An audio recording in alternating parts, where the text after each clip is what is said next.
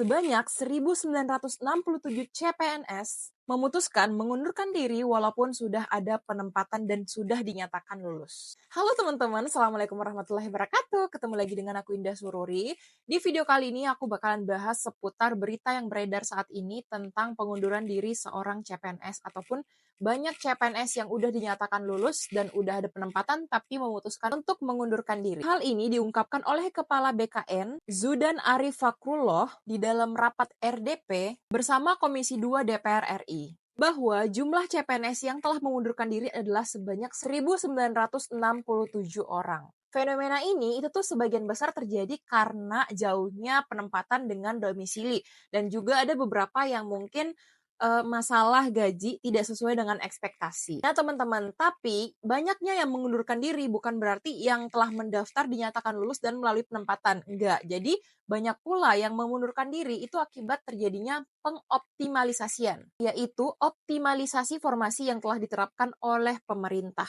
Yaitu adalah dipindahkannya orang nih, misalnya ada orang yang nggak lolos di formasi itu yang telah dipilih. Tapi karena formasi yang di tempat lain dengan jurusan yang sama, kriteria yang sama, dan itu mereka dipindahkan ke formasi yang kosong itu. Jadi yang tadinya nggak lulus di sini, yang tempat dia mendaftar, tapi karena ada formasi kosong, maka dia disuruh untuk mengisi formasi tersebut yang berada di daerah lain gitu. Nah, dalam pemaparan BKN, itu ada 5 instansi yang cukup besar dalam hal mengundurkan diri, yaitu Kementerian Pendidikan, Kebudayaan, Riset dan Teknologi menempati urutan pertama dengan 640 CPNS yang memundurkan diri. Nah, contohnya seperti apa nih? Misalnya di Menteri Kependidikan, misalnya ada seseorang yang mendaftar CPNS bagian dosen. Misalnya dosen di Yogyakarta. Dia pun domisili Yogyakarta, tapi karena ada formasi kosong misalnya di Makassar, sehingga dia ditempatkan di Makassar. Nah, itu banyak banget yang mengundurkan diri. Disusul oleh Kementerian Kesehatan, yaitu 575 orang. Kementerian Komunikasi dan Informatika sebanyak 154 orang. Bawaslu sebanyak 131 orang, dan PUPR sebanyak 121 orang. Terkait masalah pengunduran diri ini, BKN merinci 12 alasan kenapa bisa terjadi pengunduran diri ini.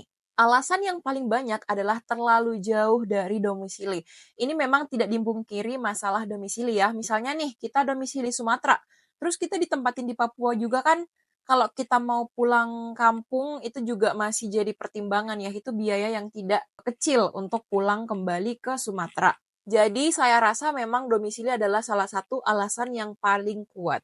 Dengan alasan ini terdapat 1.285 pelamar yang mengundurkan diri. Selain itu, 320 orang itu terkendala atas izin keluarga. 156 orang dengan alasan kondisi kesehatan orang tua. Dan 92 orang mengundurkan diri atas usulan instansi. Ada juga yang mengundurkan diri karena mau melanjutkan studi, ada juga karena kesehatan pribadi, terkait kontrak kerja lain, hingga merasa penghasilan sebagai PNS itu tidak sesuai dengan ekspektasi mereka. Terus dengan kejadian ini, apakah mereka yang mengundurkan diri itu mendapat sanksi ataupun hukuman? Jawaban dari Pak Sudan adalah tidak. Mereka tidak dikenakan sanksi karena ini adalah pengoptimalisasian. Jadi tidak ada sanksi untuk mereka yang mengundurkan diri akibat skema optimalisasi ini. Karena memang itu pilihan mereka. Mereka mau ambil boleh, mereka juga tidak mau mengambilnya boleh. Karena itu keputusan mereka. Karena ini bukan pure mereka yang pilih, ini karena optimalisasi sehingga mereka dipindahkan